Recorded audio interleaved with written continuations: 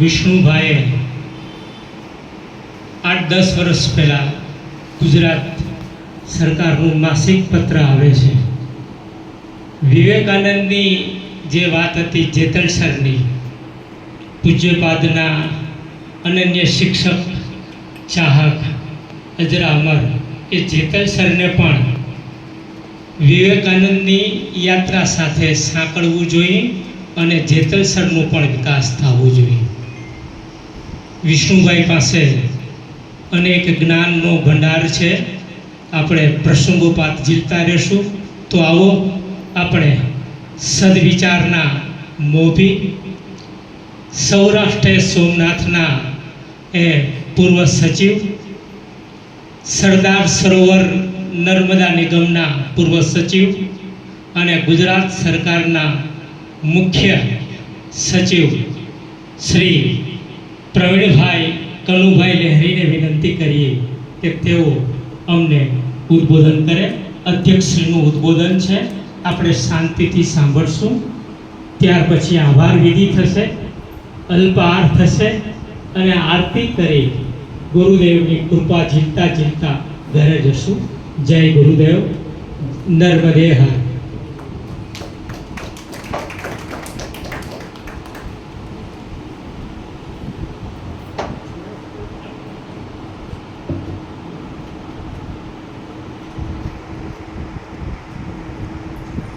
આનંદ આશ્રમમાં વ્યાખ્યાનમાળાના પ્રથમ મણકામાં મુખ્ય વક્તા તરીકે ઉપસ્થિત પદ્મશ્રી, પત્રકાર, સાહિત્યકાર અને ઇતિહાસકાર એવા બહુમુખી પ્રતિભા ધરાવતા ડૉક્ટર વિષ્ણુભાઈ પંડ્યાનું મનનીય પ્રવચન આપણે સૌએ સાંભળ્યું.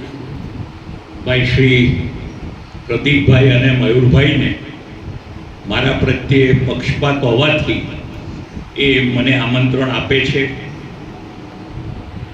વાંચવાની ટેવ ખરી, નિવૃત્તિ પછી લખવાની ટેવ પણ મેં જાળવી રાખી છે, પરંતુ કોઈ વિષય અને ખાસ કરીને અધ્યાત્મના વિષય ઉપર અધિકારપૂર્વક બોલવાનો મને હક છે એવું મને લાગતું નથી.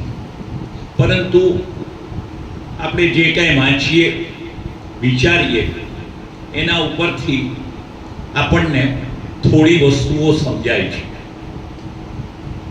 મહાત્મા ગાંધી ગોળમેજી પરિષદમાં હાજરી આપવા 1931માં લંડન, ઇંગ્લેન્ડ, યુરોપ બધે ગયા. ત્યારે ત્યાં કેમ્બ્રિજ યુનિવર્સિટીમાં ડૉક્ટર રાધાકૃષ્ણ ફિલોસોફી ભણાવતા હતા. એમણે આવીને મહાત્મા ગાંધીજીનો ઇન્ટરવ્યૂ લીધો અને થોડા પ્રશ્નો પૂછ્યા. એમાંનો પ્રથમ પ્રશ્ન એ હતો કે ગાંધીજી, આપના જીવનનું લક્ષ્ય શું છે? એટલે ગાંધીજીએ એને જવાબ આપ્યો કે હું સનાતન હિન્દુ તરીકે જન્મ્યો છું, એટલે સ્વાભાવિક રીતે મારા જીવનનું લક્ષ્ય મોક્ષ જ છે. પરંતુ મને મારા અનુભવે સમજાયું છે કે મોક્ષ માટેનો એકમાત્ર માર્ગ મારે માનવજાતની સેવા કરવાનો છે. આ સેવા ધર્મ થયો. ભક્તિ માર્ગ પણ છે, જ્ઞાન માર્ગ પણ છે, કર્મ માર્ગ પણ છે, જે અલગ અલગ ધર્મ પ્રમાણે આપણું જે કર્મ હોય, જે ધર્મ હોય એ આપણે બજાવવાનું હોય. હવે આપણે ત્યાં ગુરુનો ઘણો મહિમા કરવામાં આવે છે. તાજેતરમાં કોઈ બાબાના સત્સંગમાં અનેક લોકો ઉમટ્યા, ભીડ થઈ, દોડ ભાગ થઈ અને કાઠિયાવાડમાં વર્ષો પહેલા કોઈ બેનના દેવી સ્વરૂપ માનીને આવી જ ભાગદોડ અને આવી જ રીતે લોકો કચડાઈ ગયેલા, મરી ગયેલા. હું બહુ નાનો હતો, મારા ગામની બાજુમાં જ બનેલું. એનું ગામનું નામ હતું ઝીંઝકા.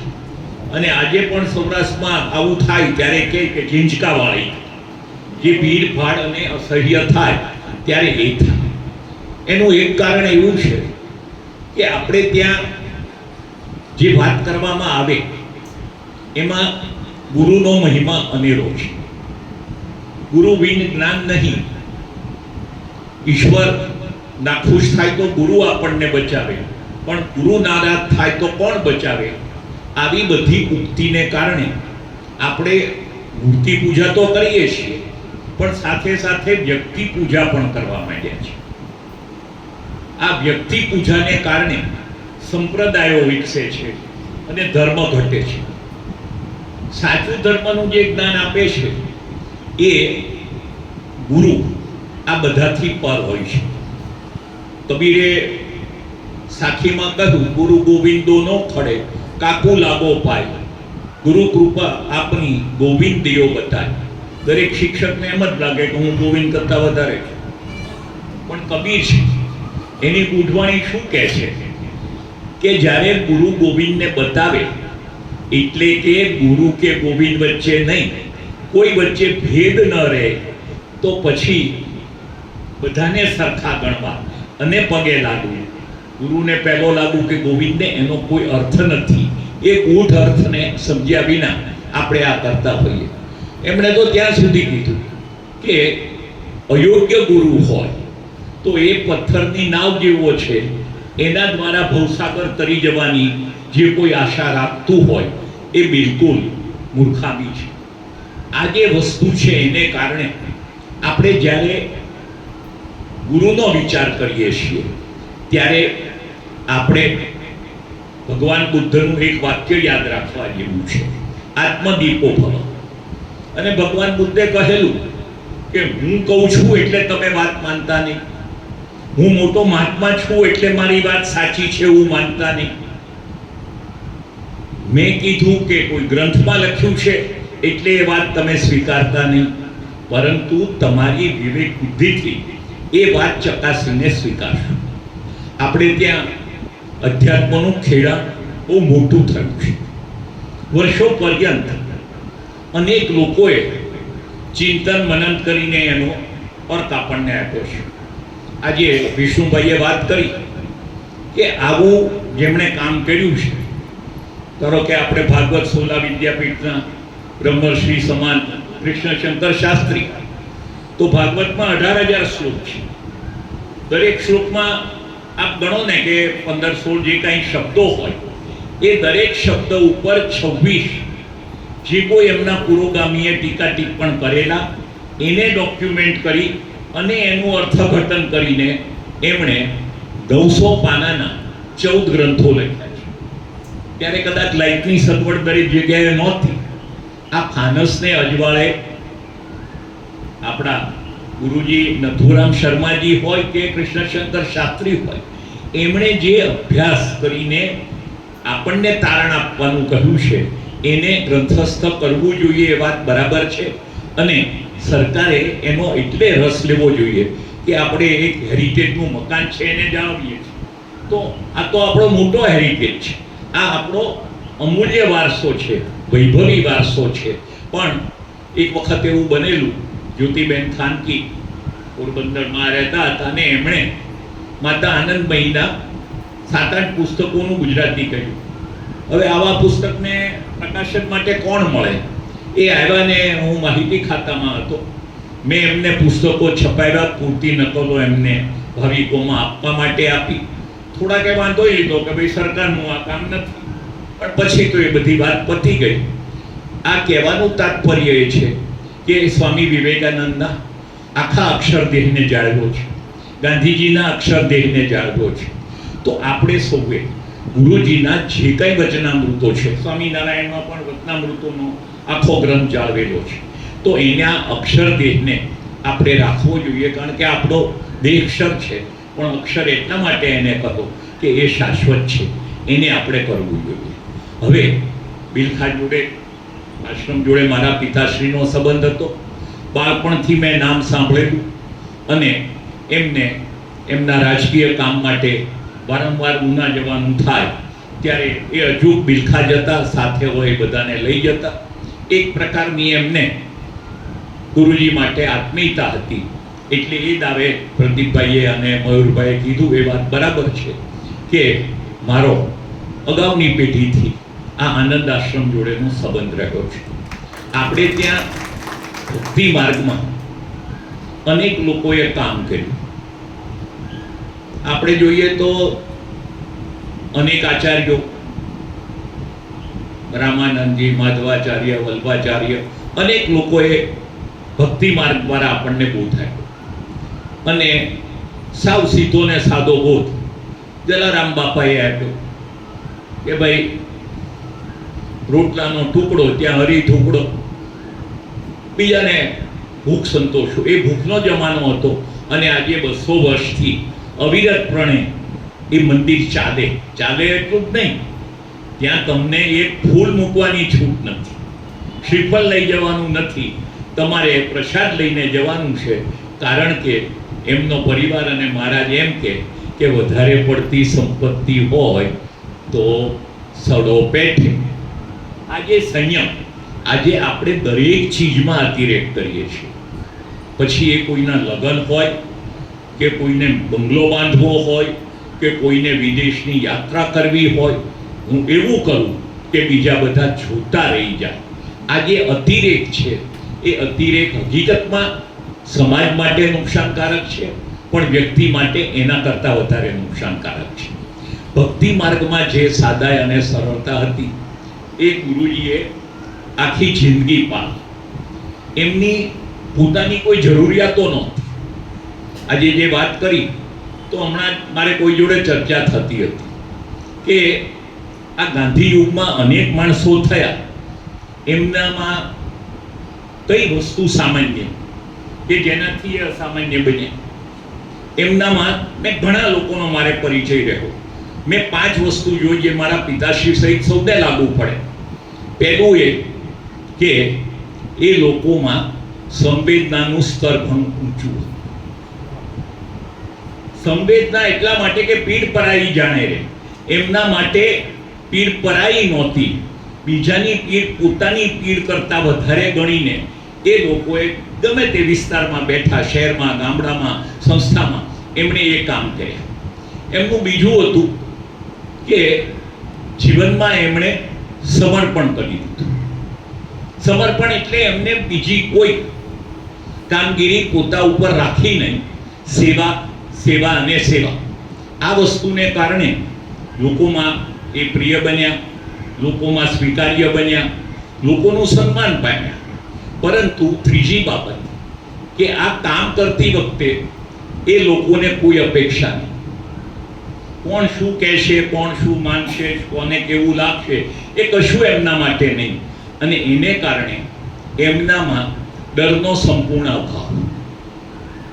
સંપૂર્ણપણે વાણી, વર્તન કે વિચારોમાં ક્યાંય ડરથી વિચારવાનો એમનો સ્વભાવ નહીં.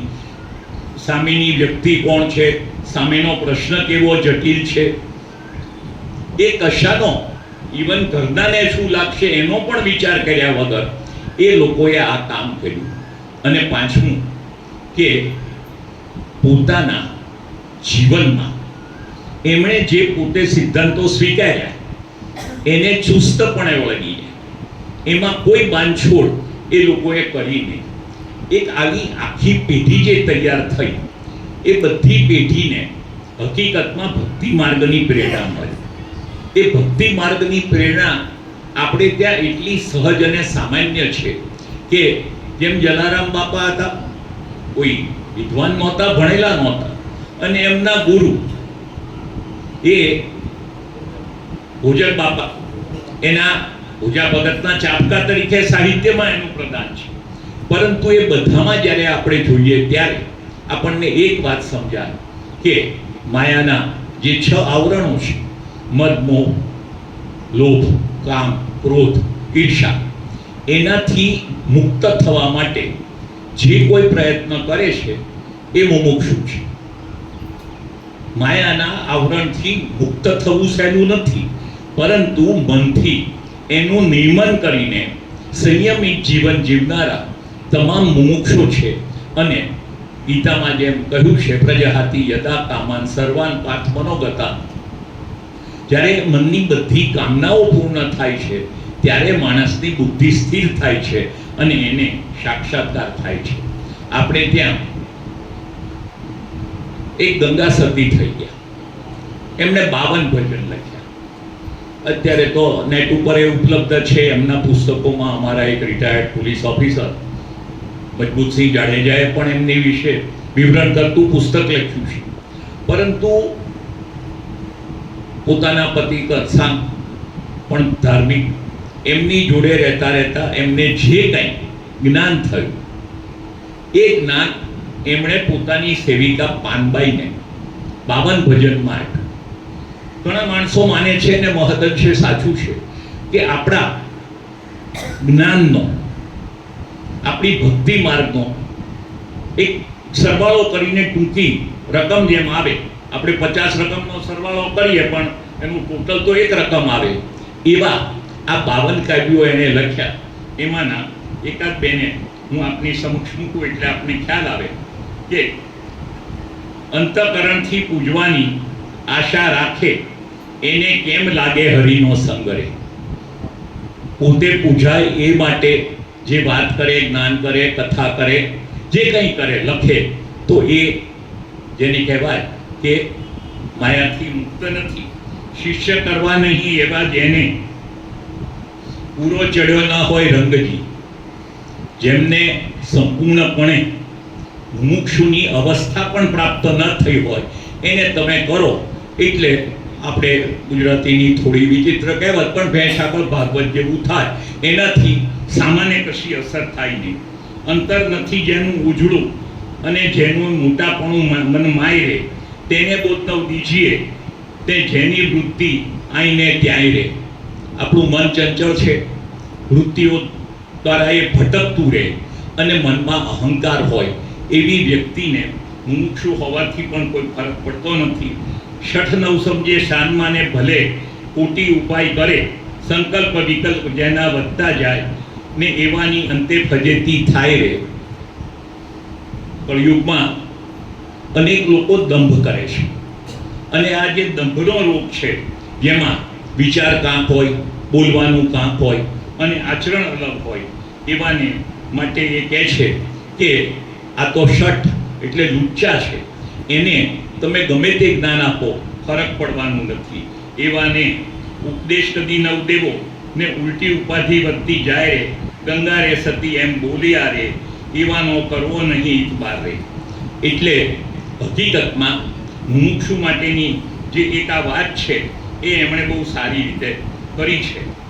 એવું જ એમનું એક બીજું ખૂબ જાણીતું મનને માટેનું ભજન છે. મેરું તો ડગે પણ જેના મન ન ડગે, ભલે ભાંગી પડે ભર માર રે, વિપત પડે પણ મળશે નહીં, સોહી હરિજનના પ્રમાણ રે. ચિત્તની વૃત્તિ સદા નિર્મળ રાખે ને, કરે નહીં કોઈની આશરે. દાન દીવે પણ રહે અજાચીને, રાખે વચનમાં વિશ્વાસ રે. અરખને શોકની જેને ન આવે હેડકી, આંખે પર રહે આનંદજી. નિત્ય રહે સંત સમાગમે, તોડી દીધા માયા કેરા ફંદરે. સંગત કરો તો તમે એવાની કરજો, ભજનમાં રહેજો ભરપૂર. ગંગા સતી એમ બોલ્યા જેના નૈણોમાં વરસે સાચા ગુણ. હકીકતમાં આ 2 ભજન દ્વારા આપણને શું કરવું અને શેનાથી બચવું એની એમણે વાત કરી છે. આપણને વચનામૃત રૂપે આનંદ આશ્રમનું સામાયિક મળે છે, વાંચવું સારું લાગે તે ઘણીવાર અન્ય મેગેઝિનમાં પણ લઉં. હકીકતમાં ગુરુજી નાથુરામ શર્માની તમામ વાત બુદ્ધિ સાથે ચકાસેલી છે. એમાં કોઈ વહેમ કે અંધશ્રદ્ધાની વાત નથી. એની મૂળ વાત આપણા મનને કેળવવાની છે. જો મન કેળવાય તો મોક્ષનો પથ સહજ છે. એને માટે વિશેષ પ્રયત્ન કરવો પડતો નથી. મનને કેમ અંકુશમાં લેવું એને વિશે દરેક વ્યક્તિએ પોતે વિચાર કરવાનો છે. અને સ્વામી બ્રહ્માનંદજીએ એટલે બહુ સારું કીધું કે વૈરાગ્ય ટકે નહીં, ટકે નહીં વૈરાગ્ય વિના, ત્યાગ ટકે નહીં વૈરાગ્ય વિના, કરીએ કોટી ઉપાયથી. જ્યાં સુધી મમત છે, અહંકાર છે, માયાના આવરણ છે ત્યાં સુધી આપણે મોક્ષના માર્ગે ચાલી નથી શકતા. અને એક વખત આના ભજનમાં એ પણ છે કે એક આ ચમકારો થઈ ગયો, વીજળીને ચમકારે સોય પરોવી લેવાની છે. એ જો પરોવાઈ જાય તો પછી જીવનમાં આઠે પોર આનંદ છે અને આનંદ છે. આપ સૌ સાધનાની સાથે સાથે આઠે પોર આઠે અંગ આનંદમાં રહો એવી શુભેચ્છા સાથે હું મારી વાણીને વિરામ.